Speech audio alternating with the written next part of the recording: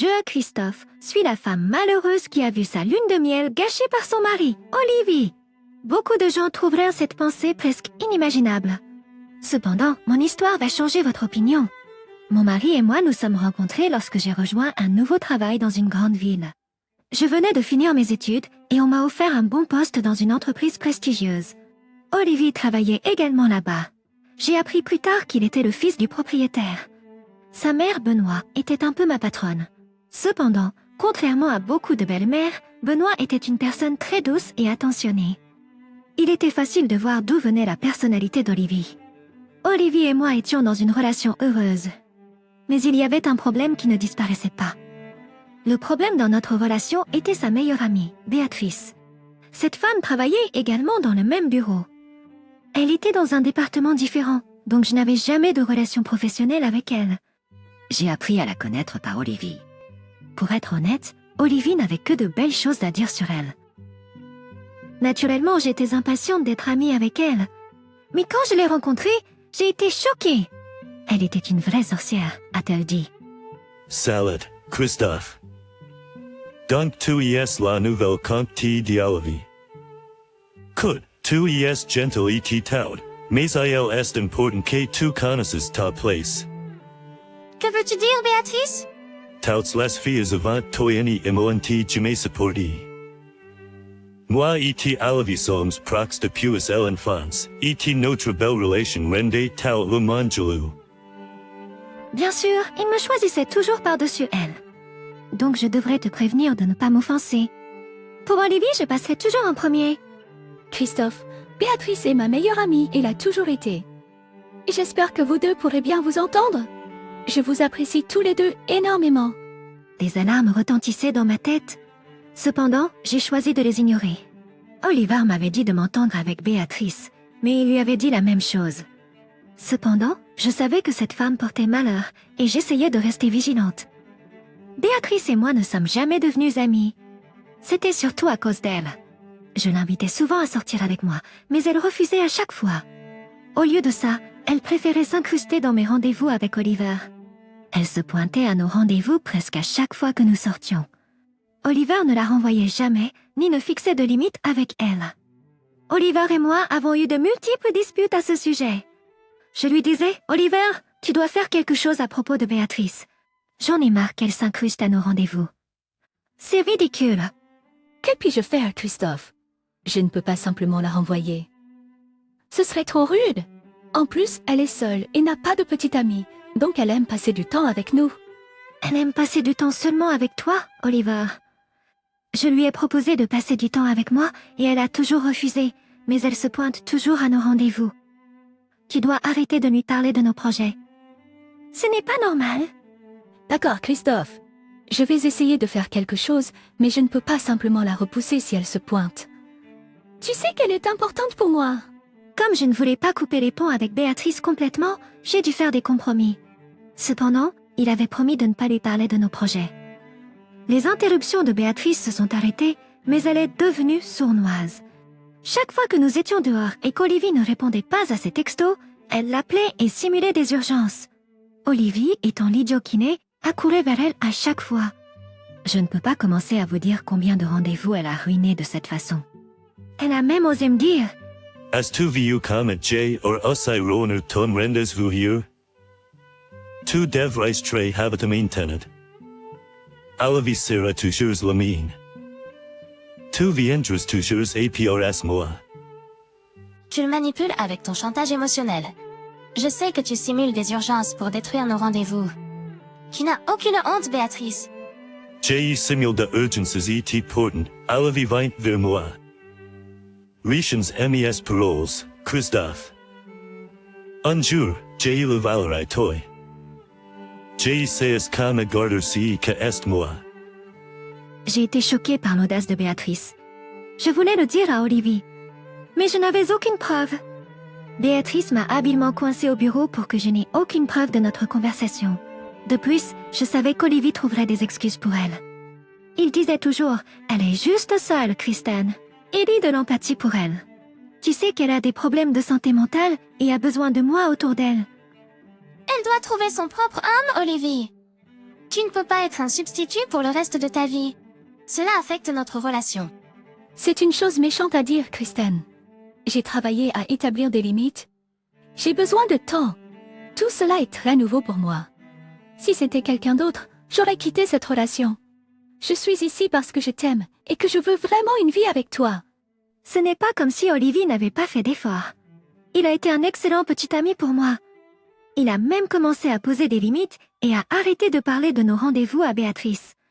Cependant, Béatrice a toujours trouvé un moyen de le manipuler. À l'époque, je pensais que j'avais une chance. Olivier m'aimait beaucoup et je l'aimais tout autant. Même Benoît est devenu proche de moi et me considérait déjà comme sa belle-fille. Elle critiquait Béatrice et n'aimait pas ses manières manipulatrices.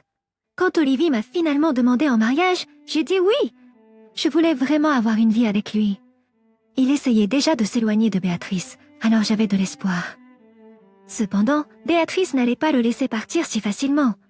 Dès qu'elle a appris nos fiançailles, elle a intensifié sa manipulation. Elle a fait de son mieux pour le convaincre de ne pas se marier. Tu ne peux pas juste m'abandonner comme Olivier. Comment peux-tu te marier quand je suis seul? Je ne t'abandonne pas, Béatrice. Tu es toujours important pour moi. J'aime Christophe, donc il est important pour moi aussi. Mais il te loin de moi. Tu es DJ ou de les contacts avec moi. Je ne peux pas croire que tu te maries avec elle. Tu en es trahi. Ne dis pas ça, Béatrice. Je ne te trahirai jamais. Je suis toujours là pour toi, mais je ne peux pas laisser Christophe dans l'embarras longtemps. Je veux fonder une famille avec elle. Oui, je ne ferai pas partie de cette famille. Je ne peux pas croire que tu m'aies fidèle. J'ai DJ de crisis de panique tout au long de la journée. Ma santé mentale est en ruine. Béatrice, prends soin de toi, s'il te plaît. Je ne me pardonnerai jamais s'il t'arrive quelque chose. Crois-moi, Béatrice, je ne t'abandonnerai jamais. Je serai toujours là. Le reste de la conversation incluait Béatrice jouant sur sa santé mentale, tandis qu'Olivier essayait de la réconforter. Je pouvais voir qu'Olivier était de nouveau inspiré par les bêtises de Béatrice. Cependant, il lui a toujours dit qu'il voulait m'épouser et ne céderait pas là-dessus. Donc, j'ai encore espéré avoir un bon mariage. Bonnie m'avait prévenu à propos de Béatrice.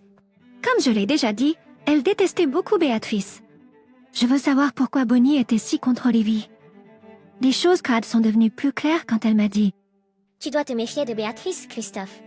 Maintenant que vous êtes fiancés, elle essaiera tout pour détruire votre mariage. Elle est déterminée à avoir Olivier pour elle seule. » Je connais Bonnie, j'essaie de faire de mon mieux.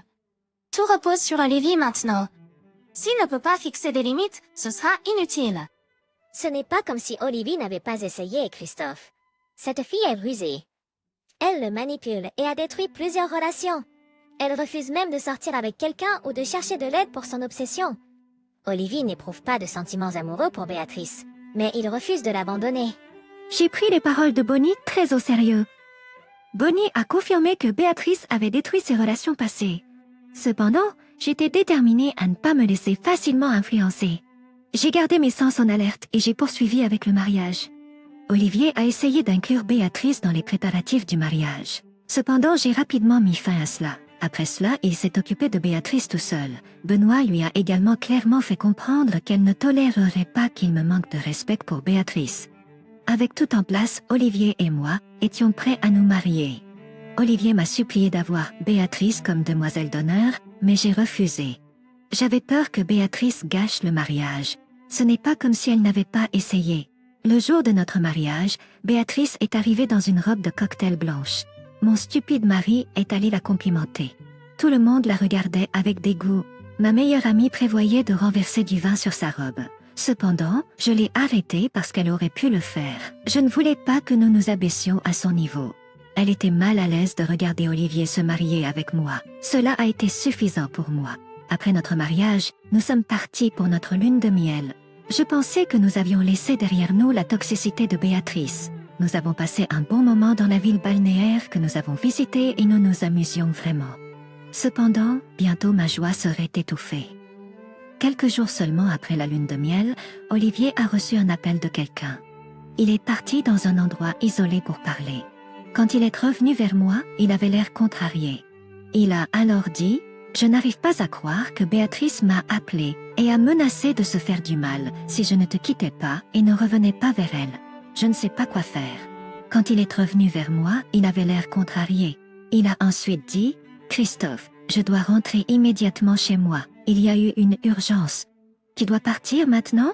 Qu'est-ce qui ne va pas, Olivier? » C'est une urgence professionnelle, Christophe. Ils ont besoin de moi immédiatement à l'entreprise. Je viens de recevoir un appel de l'entreprise. Mais tu es en congé. Ils le savent. Pourquoi t'appellent-ils alors qu'il y a tant de gens autour? Parce que j'ai plus d'expérience, Christophe. Ils ne veulent personne d'autre. Regarde, laisse-moi y retourner maintenant. L'hôtel est réservé pour encore 3 jours. Tu peux juste rester et en profiter. Comme ça, on ne perdra pas d'argent. Mais je veux rentrer avec toi. Tu vas me laisser derrière. Ne sois pas ridicule, Christophe. Que feras-tu à la maison quand je serai au travail? On perdra beaucoup d'argent si tu pars maintenant. Reste ici et profite de la lune de miel. Oui, mon mari voulait que je profite de ma lune de miel toute seule. L'urgence professionnelle n'a pas pu être évitée et il a dû partir le lendemain matin. Je l'ai supplié et imploré de m'emmener avec lui le lendemain matin.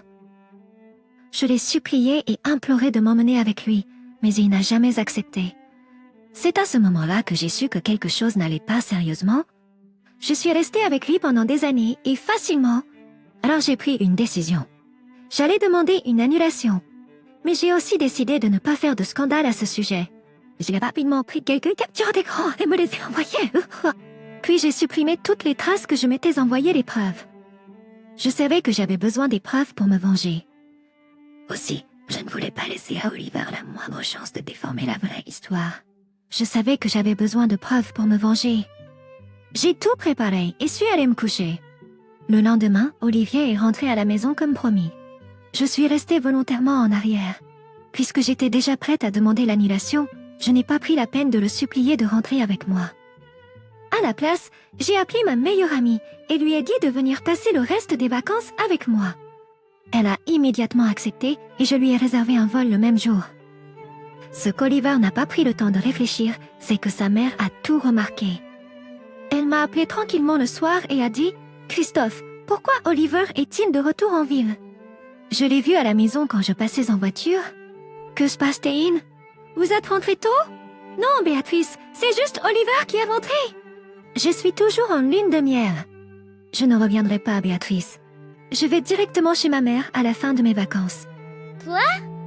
C'est très déroutant. Que s'est-il passé, Christophe? Raconte-moi tout. Pourquoi Olivier t'a-t-il laissé là-bas et est-il revenu avant la fin de ta lune de miel? Il m'a dit qu'il avait une urgence au travail. Quand j'ai demandé à Olivier de me ramener à la maison, il a refusé et a dit que je devais m'amuser. C'est du pur non-sens.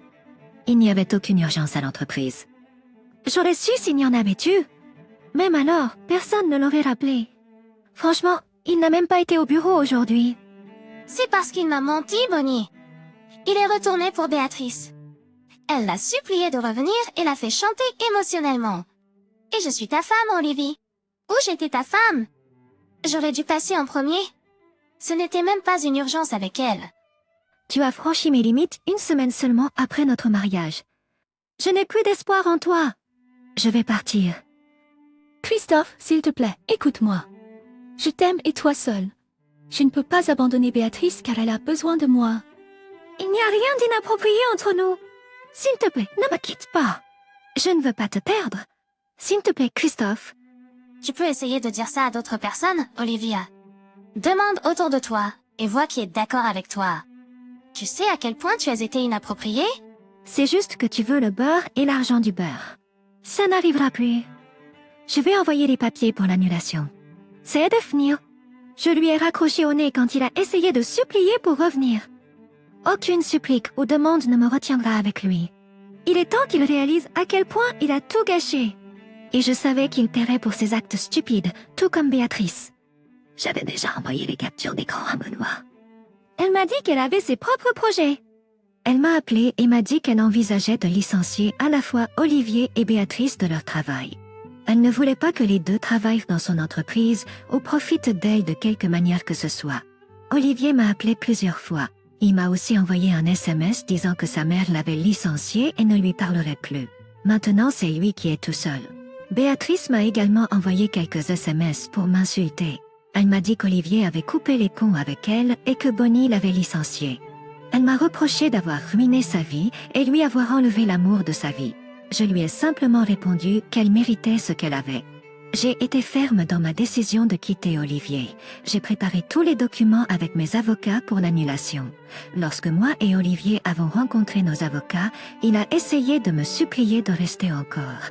Il a dit qu'il avait coupé les ponts avec Béatrice et compris à quel point il était inapproprié envers moi. Je lui ai dit qu'il était trop tard. J'ai signé les documents devant lui et il en a fait de même. Il n'a signé que parce que son avocat a dit que j'irais en justice s'il ne consentait pas à une annulation. Je suppose qu'il n'avait plus d'argent pour une bataille en justice. Depuis tout ce qui s'est passé, j'ai réussi à aller de l'avant. Cela fait 8 mois depuis l'annulation. Benoît et moi sommes studio très proches. Nous sortons même ensemble de temps en temps. Elle m'a dit qu'Olivier était toujours très chagriné et refusait de parler à Béatrice. Benoît a également dit qu'elle ne lui avait jamais rendu son travail et qu'il avait été contraint de rejoindre une autre entreprise. Maintenant, il vivait seul et regrettait d'avoir perdu tout le monde autour de lui. Olivier m'appelle toujours et m'envoie des SMS tous les jours.